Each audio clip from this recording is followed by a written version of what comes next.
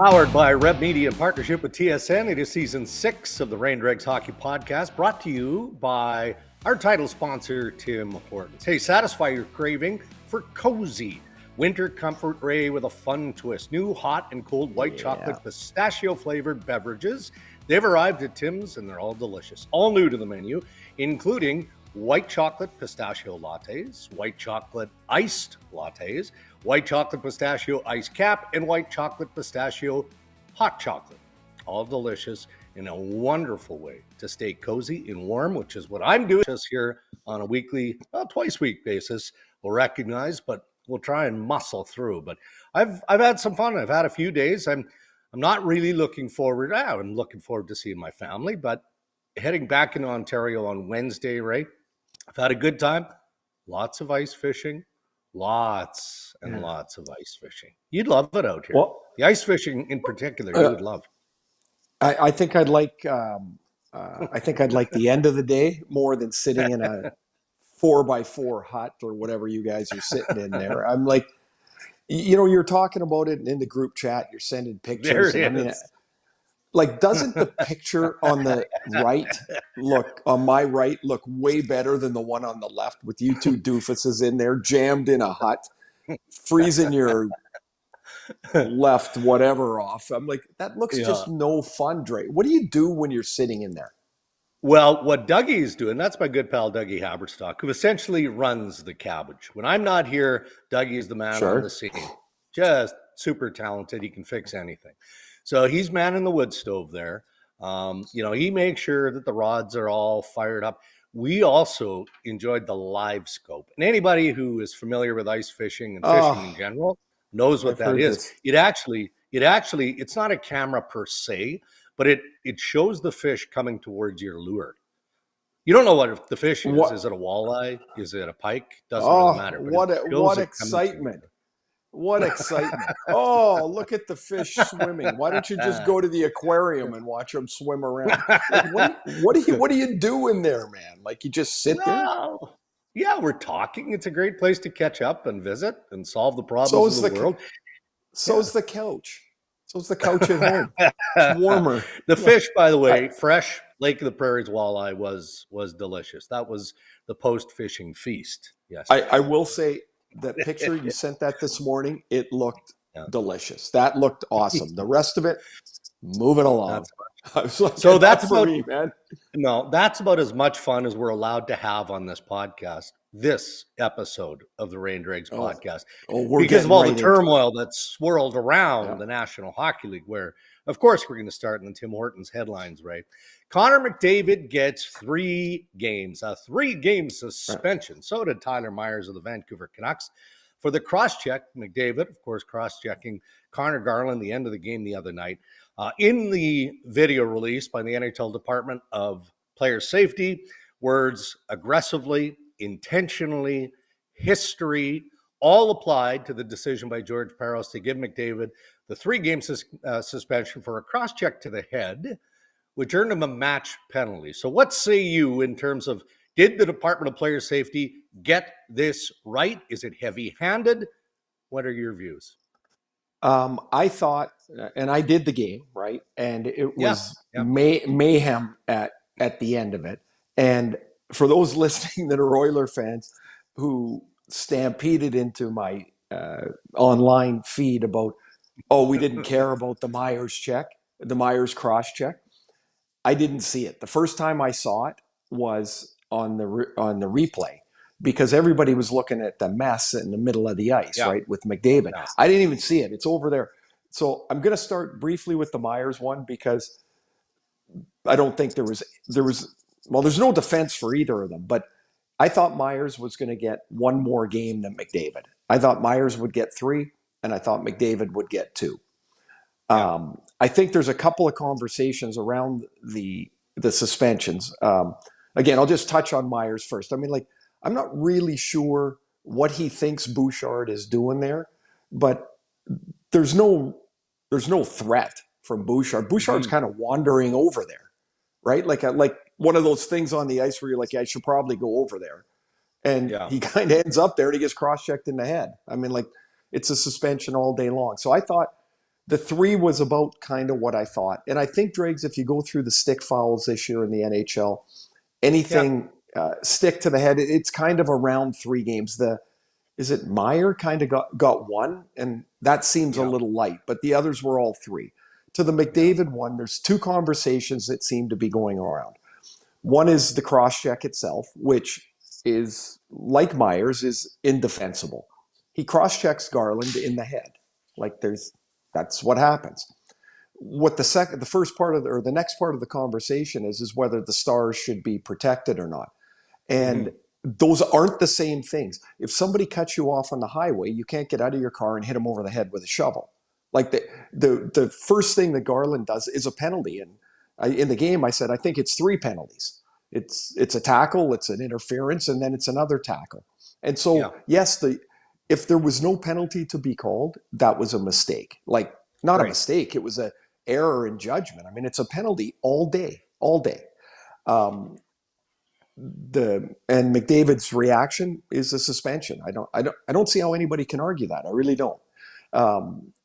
Protecting of the Stars, I do think that's a discussion that needs to be had, because there is no way you should take the greatest players in the game and have them have to dumb down their game to the rest of the league.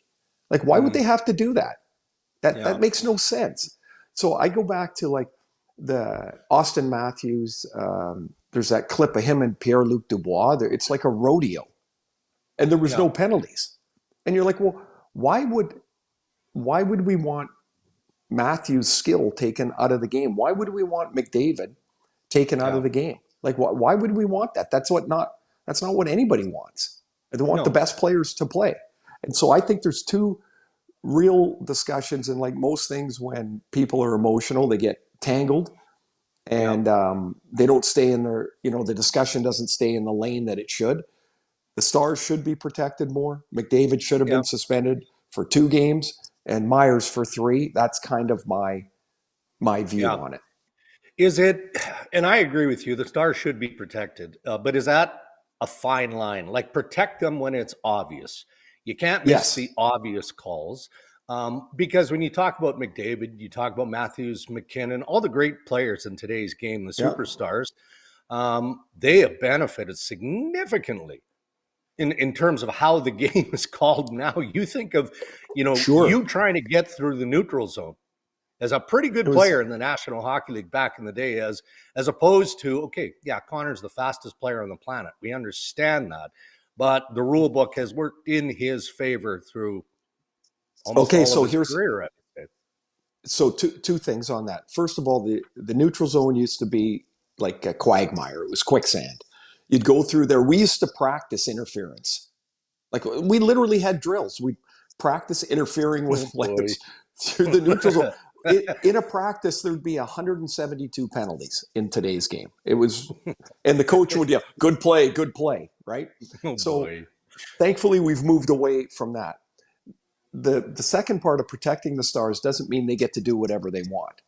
Like, I'm not really sure in the game how McDavid didn't get a, high sticking penalty, whatever you want to call it, when he hit Hronek in the chest with his stick at the end of the first period. So if you go right back to the start of that game, there was a Vancouver power play, Quinn Hughes scored, and the Oilers felt there were 2 missed calls on the play. And so Chris Knobloch, who doesn't argue very much, was pretty hot. Then the Hronek and McDavid play happened at the end of the period. Rick Tocchet comes out at the start of the second period, and he's hot.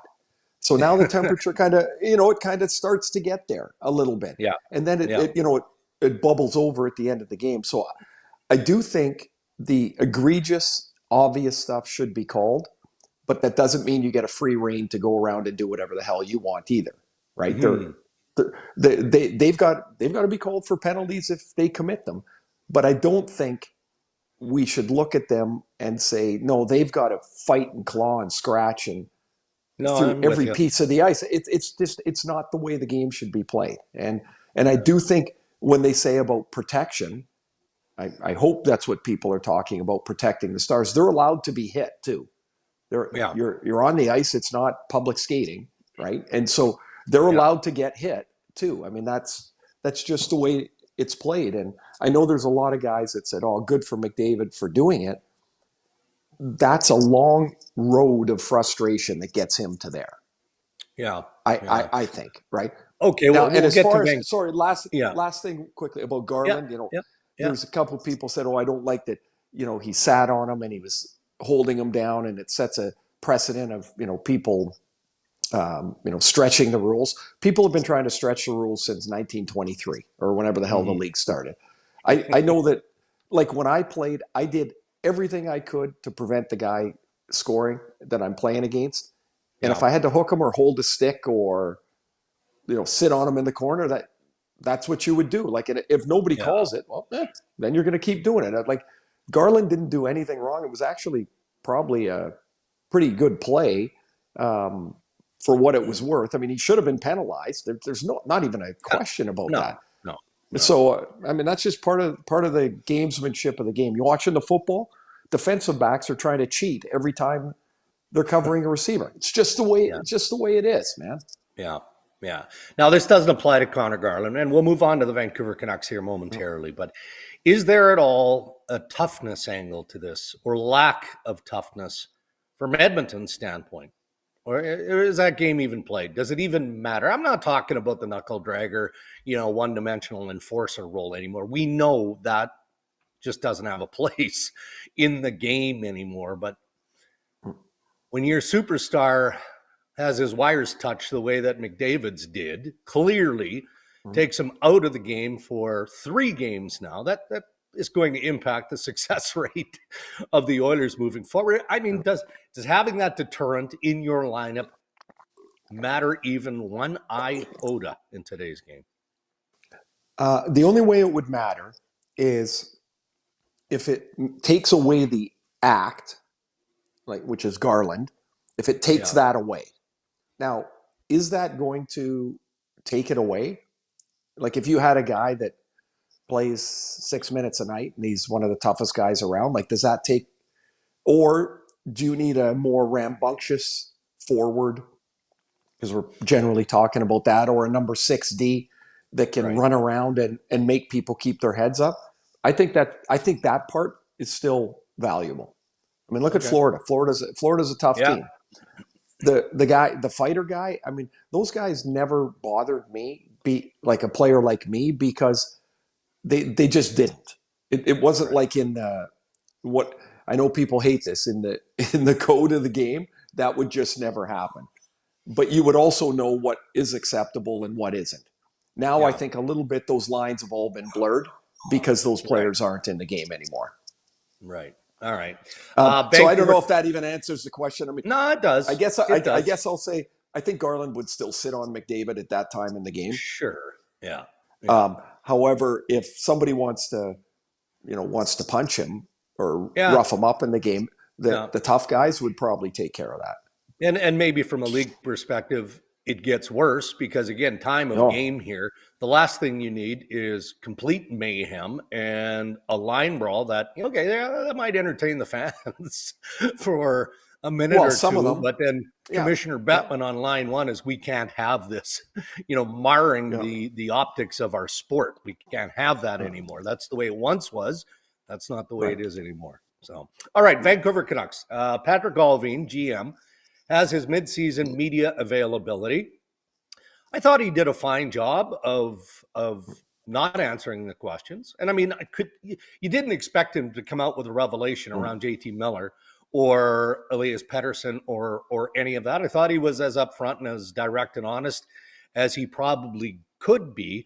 But the speculation is going to be there, isn't it? Especially around JT Miller, until something happens, because it most definitely, as we've all reported on over the last several days, feels like he's the guy that right now, at least from a bigger name perspective with the Canucks, he's the guy that teams are mostly interested in right now. So what was the takeaway from you watching Allvin?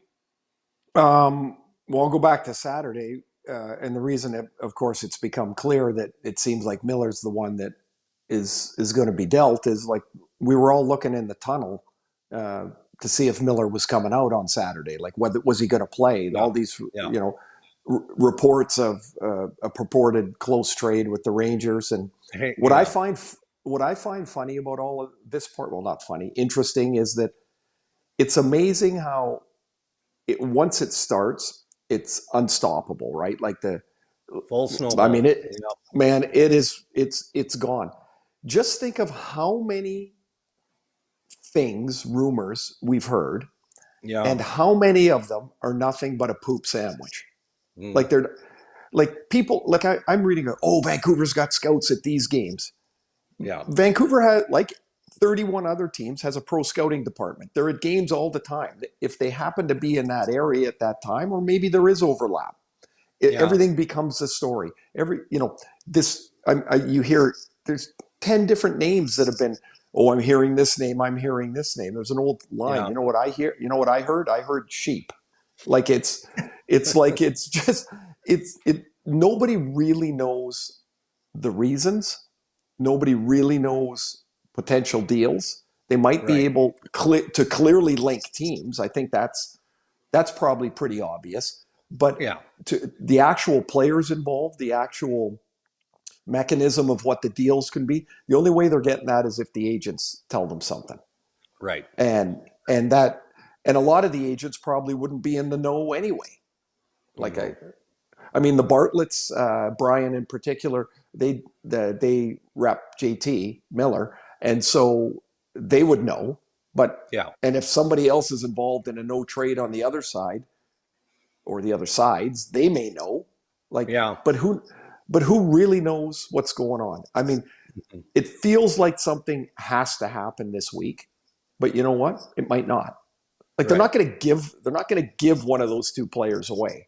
They're still going to try and get the best deal they can get, although it's probably not going to be a deal that, the Canucks won't be better when the deal's made, I wouldn't think. Right.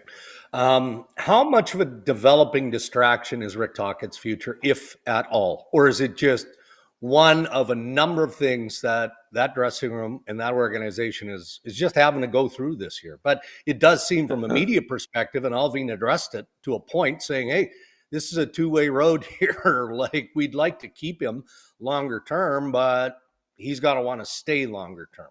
So how much potential is that story of becoming a much bigger one and a bigger distraction, I suppose? Well, I'd say for the players, none so far, mainly because there's been 18 other things going on. Like Brock Besser in a normal year being unsigned at this time would be a pretty big story in Vancouver. It's a footnote right now. Like it really is. I mean, and don't you think, Dregs, like at some point, like that's going to become a bigger story. Rick Tocchet's future, if once you get past the deadline, I think that's where that story starts to come to the surface a bit more. And again, people can speculate whatever they want. Like, who knows what? Maybe the offer isn't good enough. Maybe his ask is too high. Maybe maybe, right? Like, who knows? And so he goes about. He coaches the team. He's under contract to the end of the year. I don't even know. Is there precedence for guys getting into the end of their contract and then re-signing, or do they usually? I mean, I don't think of too many that do, but then I can think of a couple that have, right? And I guess trying to say this is the formal road forward in my mind, is the wrong way to go. That if Talk wants to stay, and if the Canucks think he's doing a good job, which I'm assuming they do, then there's a deal to be made. But he's right; it's got to be both ways. Whatever that means, right? Whatever that means. I mean, I was into the mud with Rod Brindamore and the Carolina Hurricanes, right? Reporting on that one as it came right down to the wire. Different set of circumstances. But did that not come down to like almost the last week? Basically the last week, really. Yeah. And I mean, but that, for me, I think that had more to do with the owner, Tom Dundon, just playing hardball with a real good coach in Rod Brindamore, because Roddy has historically left millions and millions of dollars on the table by not wanting to leave Carolina for family reasons. So not quite the same, but certainly some similarities. All right. Okay, that's a good point. Yeah. That's why every scenario is literally different. Yeah. Even though we're talking about two coaches coming to the end of their contracts and whether they're going to be re-signed and stay in their city or go elsewhere to do whatever, those are two very, very different scenarios you've laid out. And I think that's important. There's no, because this happened, that's going to happen. It's just not that way.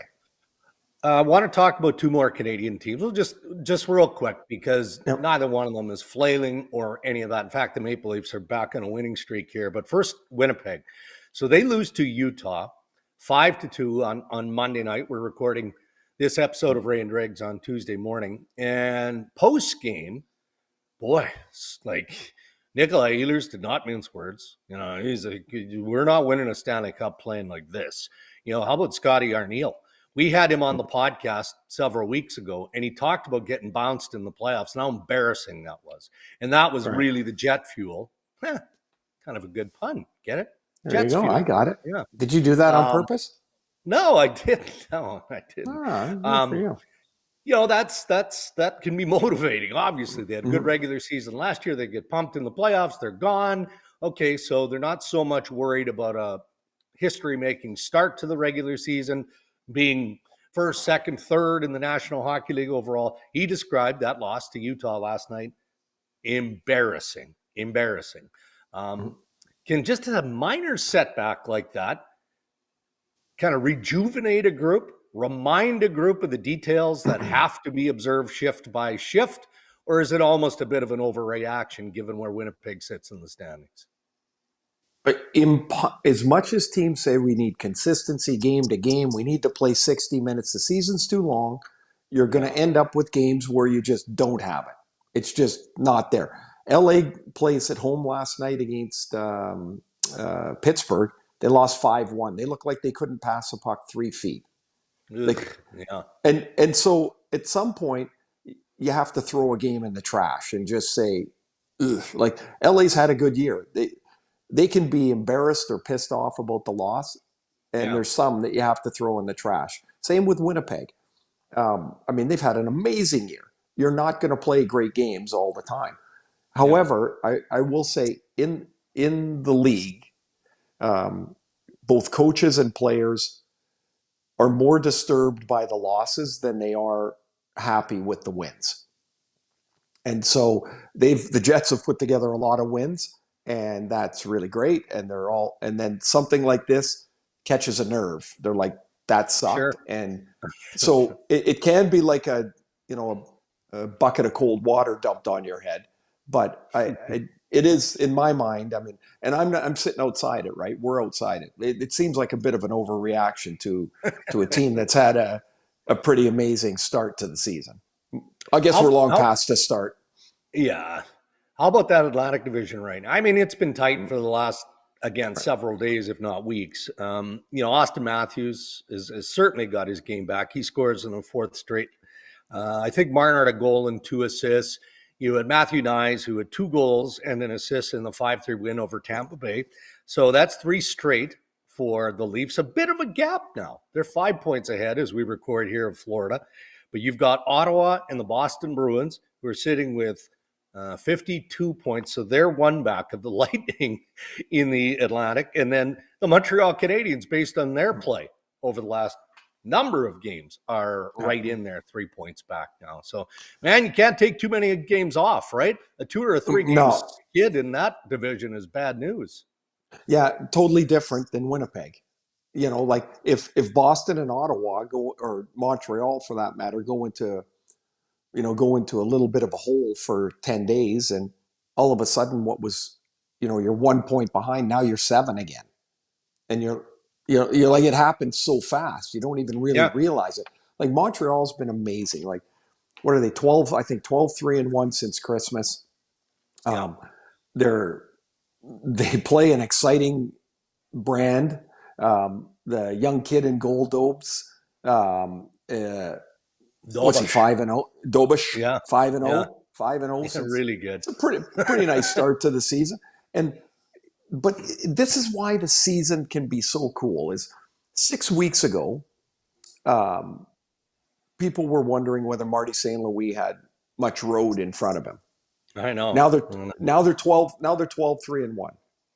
Yeah. And part of that is like a young team is going to have wild swings in their season. Part of it is that's just the season, the way it goes. But I don't think I had Montreal climbing around the playoff bar this year. And so this has been impressive for them. And for Ottawa, they go into New Jersey the other day. They have that freaking old style battle with Boston on Saturday afternoon. That was wild. wild. They go into New Jersey. They get outshot 17-2 in the first period, and it's 0-0. And somehow they win 2-1. Like, if you're going to make the playoffs, you're going to win games like that. And I think that's something that's been overlooked here. Ullmark's been out for quite some time now again, and somehow they haven't really stepped back. Levi Merilainen has gone in goal for them, and he's been terrific. It's like, how did that happen? Where did he come from? Like, all those things that happened in a season, and that gives you a chance to stay in the race, and they are right there. All right. You mentioned the LA-Pittsburgh game. Why don't we wrap up the Tim Hortons headlines with just an acknowledgement, right? I mean, that was an emotional game prior to puck drop. It really, truly was. You know, the Kings playing their first at home. Of course, since the wildfires devastated that area. So they honored the firefighters, all of the first responders prior to that loss. And, you know, this isn't just a shout out rate to the LA Kings, who continue to do terrific work, charity work, raising all kinds of funds, awareness, doing everything they can. But, you know, an acknowledgement to several clubs, the National Hockey League, teams around the NHL who are kicking in as well. A difficult, terrible story, but it does show how the community can wrap their arms, you know, around the people that need it most. And I thought LA did a nice job of that yesterday. They really did. Now, I've had the absolute pleasure of meeting and getting to know, back in the day, Philip Anschutz and his wife, Nancy. They are just like amazing people that own the Kings. You can't even, I don't know. They do things, yes, the right way, but they have such a generosity to what they do. Mr. Anschutz is very quiet, very measured, just a real gentleman. Nancy knows everybody's name within 14 seconds. They're an amazing pair. And when they bought the Kings, we were like, oh my gosh, this is like it's a different league. Like they are just, aside from, yes, they have the finances to do Staples Center and do LA Live and all that, and all the great, you know, building blocks that they put in that community. But it's the way that they go about things, the legacy that they're laying down is really, really impressive. And good on all the teams that are helping out as well, because, you know, devastation is all that really can be described as. Agreed. Those are your headlines. Thank you to Tim Hortons. Tim's new white chocolate pistachio latte is here to mix up your day. Freshly ground espresso beans topped with Belgian white chocolate curls with a delicious pistachio flavor. Order the hot or iced white chocolate pistachio lattes on the Tim's app today. It's time for Tim's. Ray, we've got about 15 minutes left because we're on a tight schedule here. I got stuff to do. You got stuff to do. Right. I've got to go back into town. Got to visit with my lovely mother. One last time. Okay, she's not going to be happy with me leaving. Yeah. Okay, so question: when you go back into town, that's such a small town thing. We say it all the time in Trail. How far is back into town? Well, she's in Langenburg, Saskatchewan, so obviously across the border. It would be, if you push it, 35 minutes. But Roblin is about 20 minutes north. Russell, Manitoba, home of Theron Fury, is it's probably closer to 25 minutes the other way. So there's several. Now, Langenburg, is Langenburg Kelly not Kelly Buckberger? And isn't Jeff Odgers from around there somewhere? Spy Hill, just down the road. Spy Hill, yeah. Oh, yeah. So I remember Kaminsky, Killer Kaminsky. Remember Killer? Oh, yeah. Yeah, he's from Churchbridge. Churchbridge is like 6 miles down the highway from Langenburg. I had to play against all those meatheads. Well, I asked I think isn't Kelly Chase from around in the ballpark too? Well, or is he a little further away? Yeah, is it Kelvington? Yes. I can't remember. Yes. Upward Dutch. Yes, it is. Yeah. So I asked Jeff Odgers, he was telling me about all these guys. Oh, good call. And I said, he was telling me about their minor hockey, and I'm like, how did you guys even keep score? Like, did anybody score, or did you guys just go beat each other up for an hour? Like, it's the toughest collection of players there. Like, we got to get Odge back on the podcast. Oh, for sure. Do you remember when we had him on? He couldn't get his mom set up the laptop. It was terrible. Well, I don't know that it's improved, so we'll have to check in on that. Be awesome. That or bring him to the cabin and just sits here beside me in the woods still. So. Oh, that'd be good. He'd be into your ice fishing.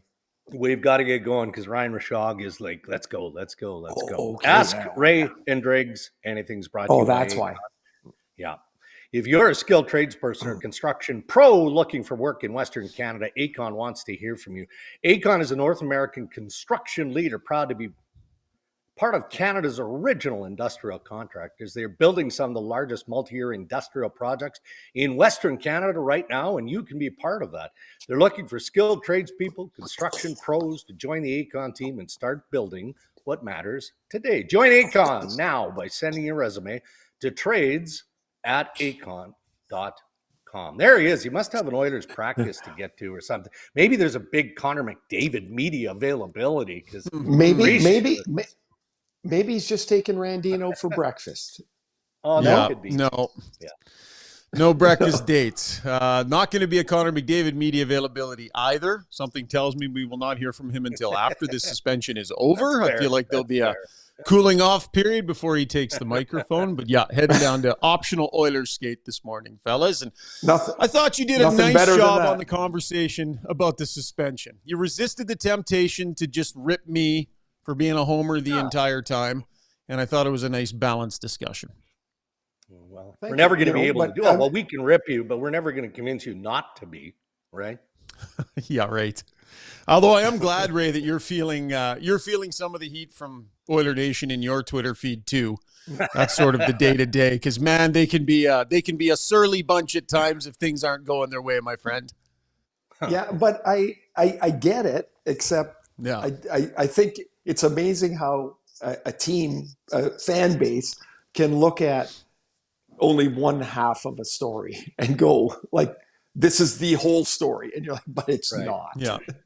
It's not. I think most people understand. The consensus what I get the sense of is people were expecting, of course, it's going to be a game. 2, because of the history, maybe, but 3 felt a little heavy-handed. And everybody out here is going to have their opinion on that. But that's not where we're going to go with Ask Us Anything. Yeah. Okay, get her going. No, we don't. Get her going. All right. We got to get you going. Drop. Yeah.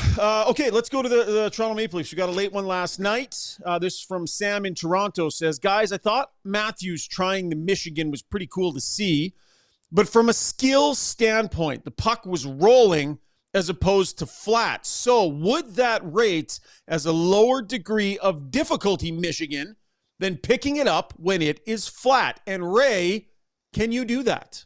Wants to know if you can pick up the puck. Sam in Toronto. With my stick? No, I can bend over and pick it up, though. I mean, that would be barely because of your back. Yeah. I think it would probably be easier if the puck is on its edge. You'd be able to scoop it up, but you got to remember he's moving, right? If he adds a full twist, then we get more degree of difficulty. That would be for the Romanian judge.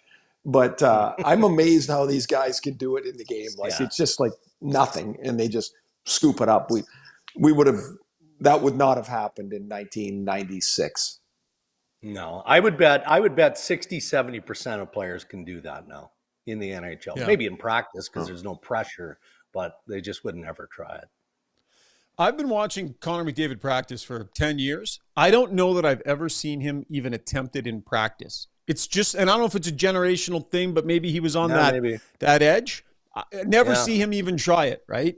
Just not something that it feels to me like he thinks it's not efficient. Sorry, I thought you were saying he's not as skilled as Mishkov or somebody like Yeah. that. That's what you meant, right?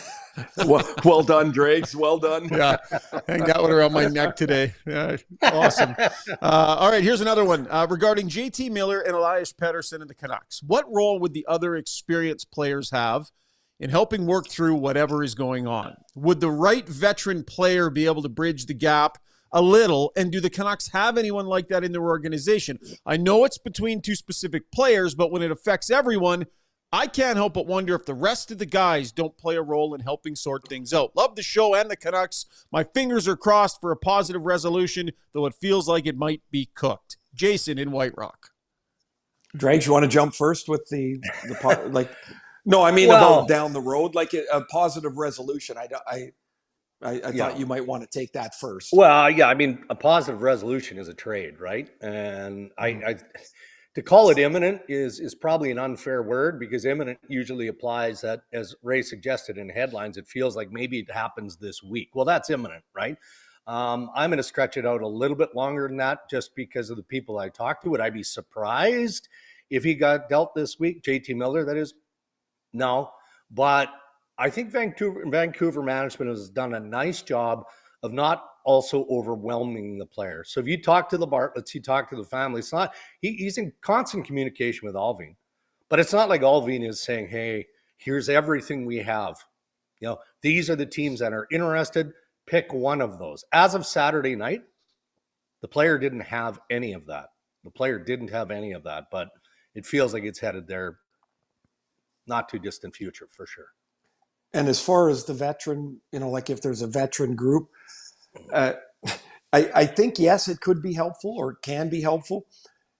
The biggest presence in the room is JT Miller. It's JT Miller, yeah. So like it's hard to have a bigger presence than that. Yeah. So I do think it could be helpful, sure. However, it's pretty hard to have somebody that's going to be in that position, I think. Well, and then look at the bench here, fellas, too, right? I mean, you've got Tocchet, you've got Adam Foote, right. You've got guys who aren't afraid to tell anybody in the organization what their views are. So it's not just on the players. I'm sure those conversations have been had over and over and over to this point. All right, and our last one. I love this one, and we love our listeners and viewers from the United States. Our friend Jim Schluth from Philadelphia. Jimmy! Just trying to get a little bit of a sense for the culture up here, guys. So his question on two fronts, I love it. The subject is cabbage or cottage. Hey, Ray and Dregs. Jim here from Philadelphia. Just had a quick question about when Dregs discusses going up to the cabbage. Is Dregs actually saying cabbage or cottage? Excuse the ignorance, but was wondering if it's just a Canadian accent. Also, quickly, heading to Whistler during the Four Nations. Will it be safe to wear my USA hockey hat, or should I expect a similar rival fan experience like the ones opposing fans experience when heading to a Flyers or Eagles game? Thanks and love the pod. So he's about to wade into Canadian waters and wondering if it's safe to fly his flag or if he'll be treated the way Flyers fans treat visitors. Okay, so I'm going to take really quickly. I'm going to go, Jim. I really love the question because I'd never heard the term cabbage until Dregs. We called it. It's either a cabin or a cottage, or I don't know what it is, but somehow Dregs will explain that cabbage thing because I hadn't heard it until a couple of years ago. You will be fine wearing your USA hat. There's not many instances that are like going to a game in Philadelphia. I think that's with opposing gear on. I think that's probably the punched in the face. He's wondering. Go ahead. No, you're going and you're going to a ski village. I mean, it's like it's pretty probably chill, the most relaxed. Pretty chill, dude. So just quick explanation of the term cabbage, and I can't remember if it was my daughter Katie or Holly or somebody in the family came up with it, because in Ontario it's a cottage. You go to your cottage. Here in Manitoba, it's a cabin. Even though what I'm in today is Four Seasons, lots of people live down here full time. So we're from the West. We can't fully go with cottage, but we have to respect the cabin. So that's where we got cabbage. As for the accent, I worked a number of years with NBC because I did not have a Canadian accent like some of us who weren't as fortunate to work for NBC. All right. Quick backstory here, Ray. Quick backstory. So Dregs and Bobby and all those guys were pulling the big check from NBC, right? They were double dipping TSN, get on a luxury plane, fly down, do the NBC game. Oh, Ray knows it well. Oh, yeah. And I got chatting with Dregs one day. I'm like, hey, I mean, I don't think TSN would mind. Like, do you think the NBC would give me a look as a ringside reporter? And Dregs is like, yeah. I might have brought your name up to Sam Flood, one of the big NBC executives. He goes, yeah. I go, what? He goes, they think you sound too Canadian. And there my career was halted at the border. That was it right there. That was like, you didn't have the proper immigration. You do not get in, my man. Yeah, no, sorry. Do not qualify. That was Ask Ray and Dregs Anything, brought to you by our good friends over at Acon. Got to go, boys. There's media availability awaiting me. Yeah, good deal, buddy. Thanks, Ryan. Yeah, we got to go too, Ray. As we talked about right off the top of the episode, you're busy. I've got to buzz off here and get some last minute detail stuff done, but lots of news to chew on, right? Like this, it feels like this is the start of, well, it's Tuesday, but it feels like it's the start of a busy week, doesn't it? Well, yeah, it does. And it's funny how it just, when something happens, there always seems to be, it happens in clumps. Like there's some weeks that really not much happens, but man, sometimes it just all comes together. So are you traveling this week? What's going on? Nope, I'm at home. I got the Sabres and Canucks tonight, and Ovi's here on Saturday night, which is people are quite excited for. And of course, the Thursday night game is in Edmonton. Vancouver's there, so I'm not going to do that, but I assume that will be one to watch. Excellent. All right, buddy. How about you? You're just going to get yourself back Friday, home, right? What's that? You getting yourself back home Wednesday? Yeah, weather permitting. You know, it's always a bit of a crapshoot here with that kind of nonsense, but at least booked on a Wednesday afternoon flight. So that's my goal. Yep. We'll be back in the saddle here on Rain Dregs Thursday, Friday. Yeah, thanks for listening, everybody. Safe you bet. Thank you to our sponsors, Ray, who make this podcast possible. Our title sponsor, Tim Hortons. And as always, thank you to Acon.